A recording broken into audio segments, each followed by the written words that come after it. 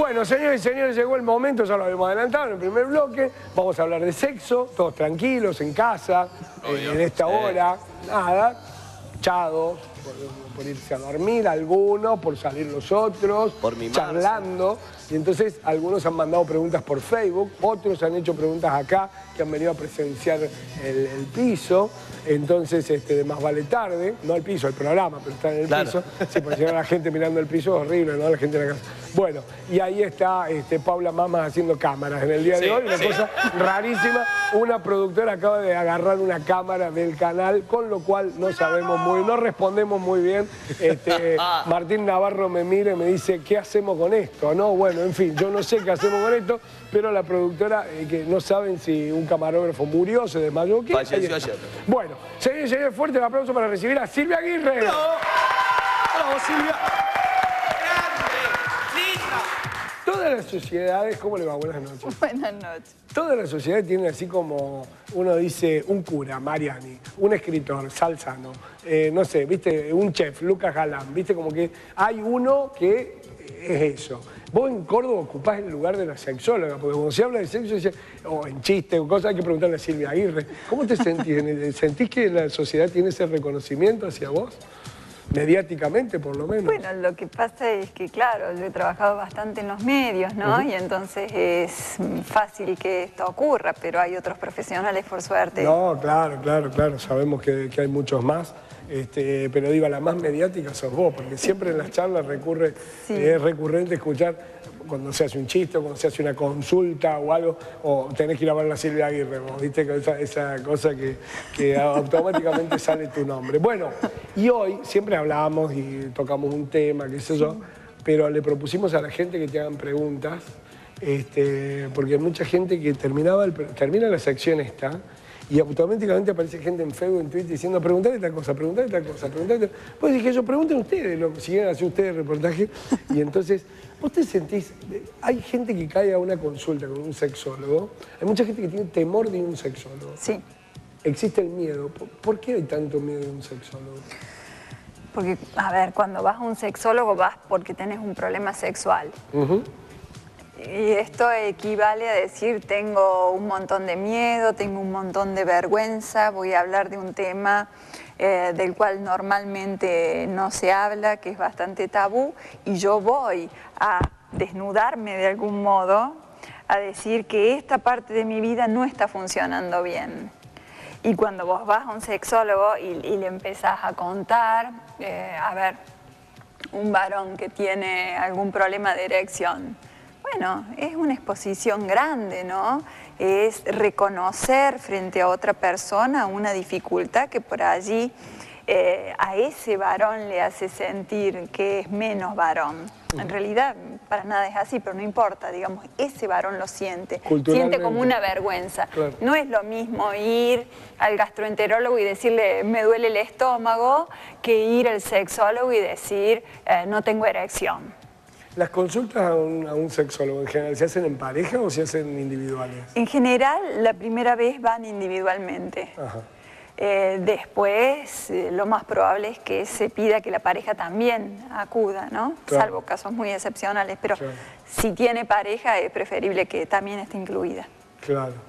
Y por ejemplo, cuando uno tiene que desnudar eso, y por ejemplo cae una persona que dice, yo con mi mujer tengo este problema, pero con mi amante no, ¿qué hace? ¿Va con las tres? ¿Va con los dos? ¿Cómo van? Es todo un tema ese y es bastante complejo. Es bastante complejo para el terapeuta, ¿no? Cómo se ubica frente a esta situación. Y entonces depende todo del marco teórico del cual el terapeuta se maneje. Hay terapeutas que dicen, no, yo con personas que tienen dos relaciones a la vez no trabajo.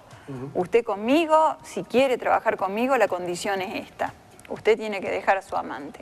O tiene que dejar a su esposa. No sabe si dejar el terapeuta a la mujer, digamos. Y lo más probable es que cambie de terapeuta. ¿No?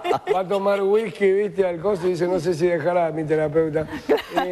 Dice, hay gente que pregunta, yo no quiero identificar a nadie en la tribuna con las preguntas. No. Porque por ahí se sienten, no identifico a nadie, ¿no es cierto? Pero bueno, la tribuna se pregunta, dice... No, pero yo necesito saber quién de ellos fue. Claro, sí, así que... Sí, levante, vaya levantando la mano. De a poco, ver. Hay una persona que ha preguntado una cosa que me encantó para empezar. Dice, ¿es normal que a mi novio no le guste que yo ande desnuda por la casa todo el tiempo? No. ¿Todo el tiempo? Sí. ¿Por qué? Pregunta, ¿no? Dice, ¿por qué podrían? ¿Es normal? ¿Por qué? Bueno, vamos a eliminar por las dudas lo de todo el tiempo, porque Sí. todo el tiempo podés decir, bueno, vienen tus amigos, vienen tus padres, ¿no es cierto? Está bien, vamos a eliminarlo de todo el tiempo. Sí.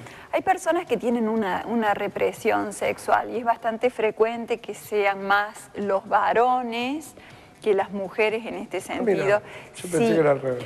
No, hay un tipo de estructura psicológica que corresponde más a los varones que a las mujeres.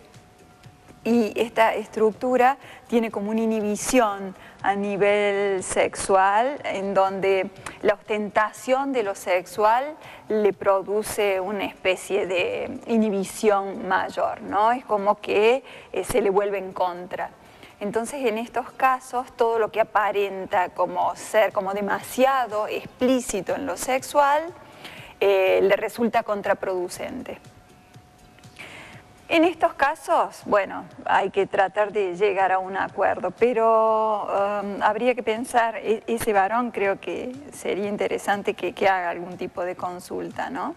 Para ver qué le está pasando, qué es lo que le pasa, qué es lo que le moviliza. Mi amor, de 10 de la mañana a 2 de la tarde trata que no, porque tal vez, viste, o sea, eso, poner horario. No, Cuando vienen los albañiles, dice, no, por ejemplo. Sí. Otra pregunta que te hace la tribuna, ¿los maridos de las sexólogas son los tipos más felices del mundo? Está buena la pregunta, me pareció buenísimo. ¿Quiere dar vuelta a la cámara? No, porque justo está tu pareja acá, pero bueno, no sé, digo, ¿cuál es de qué se habla? ¿De qué se habla la gente así? En general. Es cierto estadísticamente que los sexólogos tenemos una...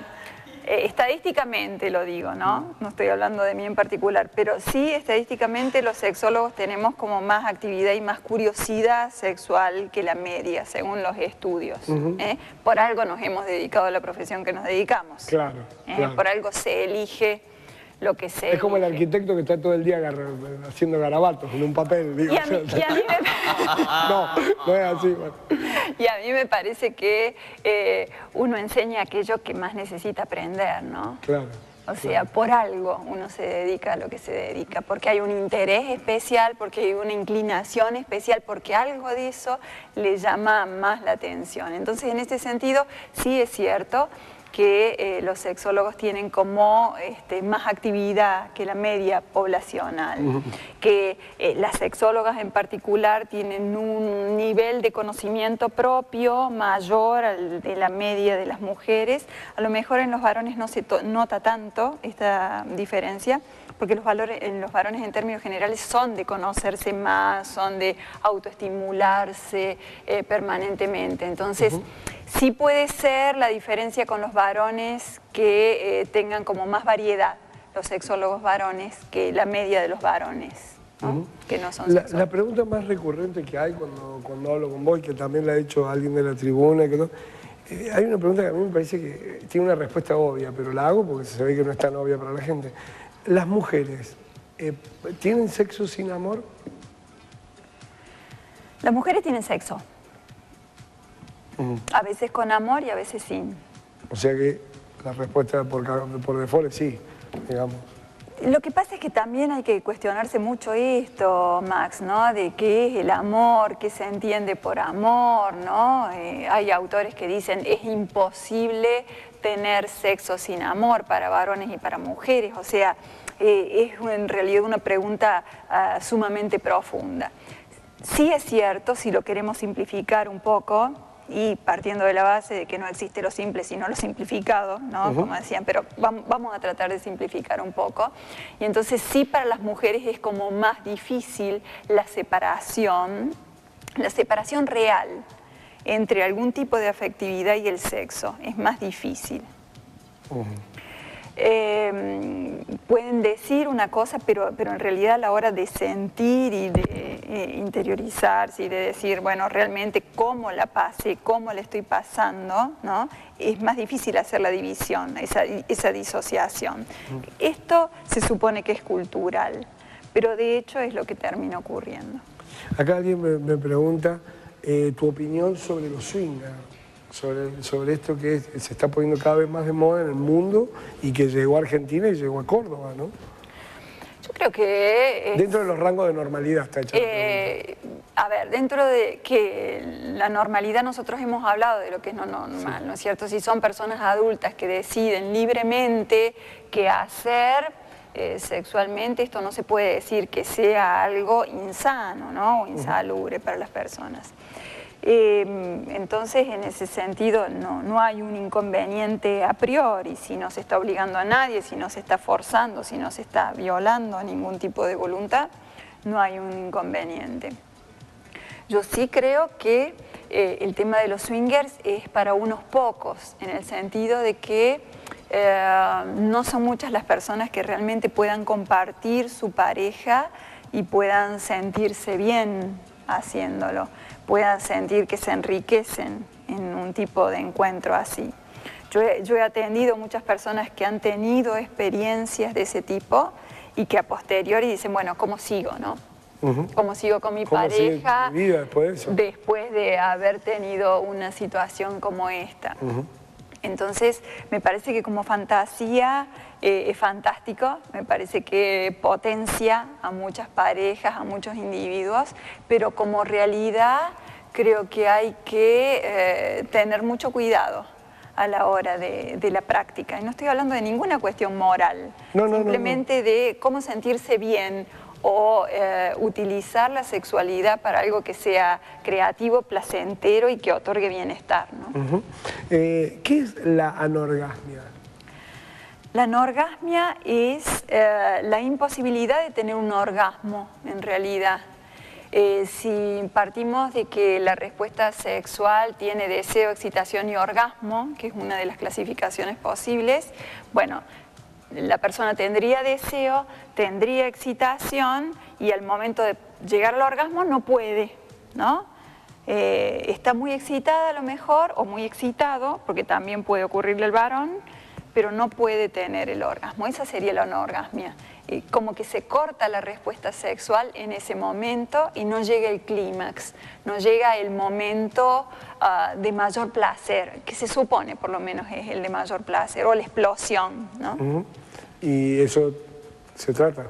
Se trata, es una consulta bastante frecuente, normalmente tiene que ver con ansiedad, con miedo, con dificultad de desprenderse, de conectarse con el momento, ¿no? Recién decías que alguien por acá se ponía nervioso cuando hablaba de sexo. Sí. ¿No es cierto? Callo, cuando hablamos de sexo en cámara. No cuando hablamos de sexo. Hablamos de sexo en cámara, el tipo me hace, viste, cortar, vamos. Claro. Bueno, yo no puedo hablar de él, porque no lo conozco, pero una persona que se pone nerviosa en temas sexuales, por ejemplo, es una persona que es candidata a tener una dificultad a nivel del orgasmo. ¿El callo? No.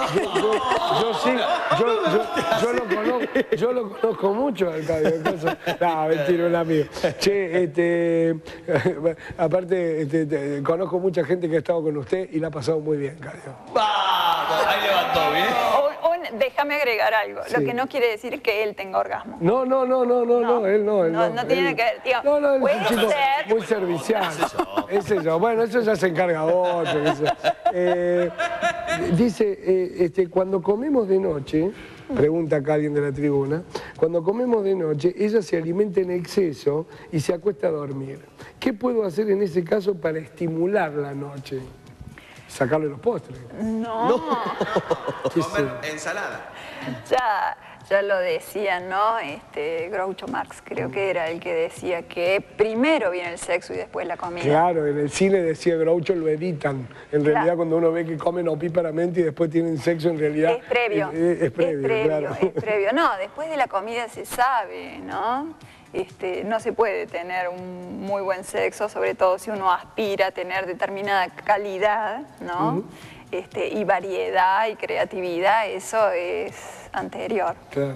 Después no te queda energía. Claro, es un poco así, ¿no? Claro. A mí me baja un hambre, mirá, yo te digo, perdón que haga esta confesión, pero los otros días tuve una imagen de mí mismo tan terrible, yo creo que ya lo conté, pero digo, abrí la puerta de la heladera que tiene luz, la heladera tiene luz, ¿viste? Y me encontré desnudo, mirando una heladera, comiendo lechón de un Tupperware. Después, sí, bueno, la verdad. Porque a mí me baja un hambre terrible, hay gente que quiere mimos, quiere fumar, quiere charlar. Yo quiero comer. ¿Eso es normal después de todo el sexo? Sí, quiere decir que te fue bien además. Yo creo que es buenísimo esto de llevarse unas bandejas para después. Sí, el champán no sí sé, que... pero una buena pizza, si uno la puede mantener. Empecemos por el champán, Yo si ella no se ofende, me llevo un matambre relleno con un poco de pan al lado de la cama. Yo paso el chupi porque no tomo mucha cosa. Pero yo si ella quiere tomar champán, pues yo me pudiera llevar una docena de empanadas de ahí de donde comemos nosotros, de Villa Alpando. Pero ¿sabés qué? Dice, acá pregunto yo, ¿qué alimentos podemos incorporar en la previa para hacerlo un poco diferente? Yo creo que justamente si va a ser la previa, tienen que ser cosas muy livianas. Ajá. O sea que eso de las nueces y todo, mentira. No, pero si las nueces son livianas, claro. Mira, yo pensé que era... No, te comes 3 nueces, claro, no te comes no como el Albaldián que se come 1 kilo antes del partido. No, si comes como el Albaldián nueces, no, pero digo... No, claro. Te comes un par de nueces, un traguito de champán, si está querés. Bueno. Sí, una cosita así livianita. Al cuerpo. Claro. Bueno, a ver, dice, ¿es bueno, pregunta alguien acá, esto está desesperado, esta persona que pregunta, no quiero mirar en la cara, ¿no? Pero dice, ¿es bueno tener relaciones todos los días? Sí. Sí, es aburrido, pero bueno debe ser, ¿no? No sé, ¿qué es eso? Y ahí agrega, con la misma persona. Yo diría, ni bueno ni malo. Hay gente que tiene un deseo sexual como para tener todos los días. Y es fantástico para esa persona poder cumplirlo, ¿no? El problema se da en las parejas en las cuales uno tiene deseo de todos los días y el otro tiene deseo de una vez por semana. Ahí empiezan los problemas. Pero hay parejas que tienen deseos los dos todos los días. No, enfermo. Esa gente enfermo, que todos los días, ¿durante cuánto tiempo? Porque también, porque planteémoslo así, los primeros 7 meses de una relación, 1 año, yo le creo todos los días, pero a los 3, 4 años, todos los días, eso Silvia, no, pero hay gente, sí, no es la mayoría, bien, pero hay gente que sí. Bueno, a mí me gusta estar en la mayoría. A mí me gusta estar en la mayoría porque soy peronista, por eso no me gustan nunca las minorías a mí. Pero digo, a ver, ¿cuál es la frecuencia, digamos, yo te tiro edad, de una pareja de 10 años que tienen 30 años, suponete? ¿Cuál sería una frecuencia dentro del rango de la normalidad? Ya hemos hablado de la normalidad, no hay cosas normales, pero digo, ¿qué sería lo...? Y 2 veces por semana, 2,3 creo que es el promedio. 2,3, o sea, 2 veces y la tercera empezamos y nada. Y más o menos. Es entre 2 y 3. Sí, 2.3. Entre 2 y 3. El promedio. Sí. Y por ejemplo, 45 años, digo, 15 años después. ¿Con la misma persona? Sí. Y depende de cómo sea la naturaleza de esa persona. Hay gente que necesita de tener una actividad sexual y no requiere de cambios permanentes de estímulos, porque tiene como una naturaleza propia que demanda y que inclusive a veces no puede con la pareja y se autoestimula, se masturba. Bien. Y no recurre a otras personas, pero porque la propia naturaleza le pide, y esto es así. Pero en ese caso sí, el promedio... Gente grande, yo pensé que eso se abandonaba en la adolescencia. No. Claro, sí. Mi abuelo murió a los 86 años. Mira vos. Y practicaba el abuelo. Seguía. Sí. Qué bien el abuelo, ¿no? Qué bien el abuelo. Bueno, no sé el mío. Pero a ver, 1 o 2 veces por semana, en definitiva, Max, baja un poquito. Con el paso del tiempo, la misma pareja, si no es una persona que tiene una atracción especial... No, porque un amigo mío que cumplió 60 me decía, yo todos los días 2. Y yo no podía creer, me dice el 2 de enero, el 2 de febrero, el 2 de... Si una vez por mes lo hacía... No, lo digo en serio, me decía que, bueno, que pasado los 65 años... No, pero 1 vez por mes me parece poco de todas formas. Poco de todas maneras. Sí. Bien. Sí, sería como para pensar. O sea, hay gente que está muy bien con eso, no hay problema, ¿no? Porque sublima, porque lee mucho, porque, no sé, tiene algún tipo de actividad que le encanta. Si es así, si es una persona vital, no habría un inconveniente si está conforme. Sí, yo conozco personas vitales como el Cayo, que me dice yo así. Y le digo, increíble, uno y despacito. No, porque tiene esa cosa. Tiene el Cayo, qué sé yo, tiene esas cosas. No, el Cayo es un tipo muy vital y le gusta. A ver, la pregunta, digo, vos recién tocaste un tema que me parece que es muy sensible a mucha gente que me está mirando. A una persona que tiene mucho deseo con su pareja, donde hay amor, cariño, respeto, pero no tiene el mismo deseo, no se condice. Es un problema. Debe ser frecuente la consulta. Y es frecuente, es frecuente. En realidad es raro que las parejas tengan el mismo nivel de deseo.